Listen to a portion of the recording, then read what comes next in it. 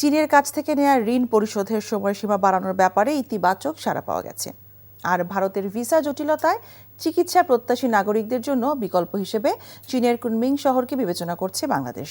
চীন সফর শেষে ব্রিফিংয়ে এসব জানান পররাষ্ট্র উপদেষ্টা তৌহিদ হোসেন। শফি মাহমুদ সাগরের রিপোর্ট।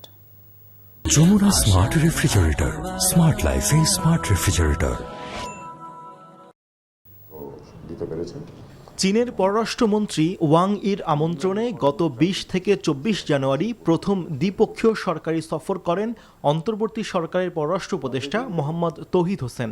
দেশে ফিরে রোববার পররাষ্ট্র মন্ত্রণালয়ে সফর সংক্রান্ত ব্রিফিংয়ে তিনি জানান, চীনকে ঋণ পরিশোধের সময়সীমা ১৫ থেকে বাড়িয়ে ৩০ বছর করার প্রস্তাব দেওয়া হয়েছে।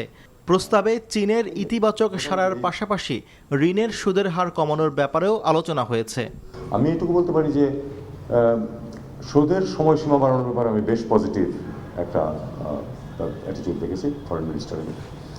আপনি জানেন যে ফরেন মিনিস্টার কিন্তু শুধু ফরেন মিনিস্টার নন, তিনি নেতৃত্বে অত্যন্ত উচ্চ পর্যায়ে আসীন এক ব্যক্তি।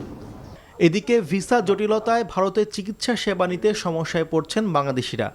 এই সমস্যার সমাধানে চীনকে বিকল্প চিকিৎসা মাধ্যম হিসেবে বিবেচনার কথা জানান পররাষ্ট্র উপদেষ্টা।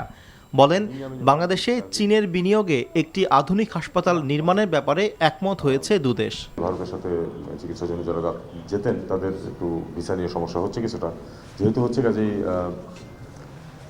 একটা বিকল্প উৎস পেলে সুবিধা হয়। এই হিসাবে কুনমিংকে চিন্তা করেছিলাম আমরা, এবং কুনমিং এর যে ডেপুটি গভর্নর উনি এসেছিলেন এবং ওখানে কথাবার্তা হয়েছে। তারা এই ব্যাপারে ২-৩টি হসপিটালকে আইডেন্টিফাই করেছে।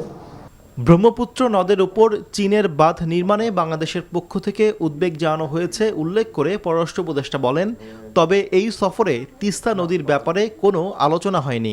তিস্তার ব্যাপারে কোনো আলোচনা হয়নি, কারণ Shafi Mahmud Sagar, NTV news, Dhaka. Jamuna smart refrigerator, smart লাইফে স্মার্ট রেফ্রিজারেটর।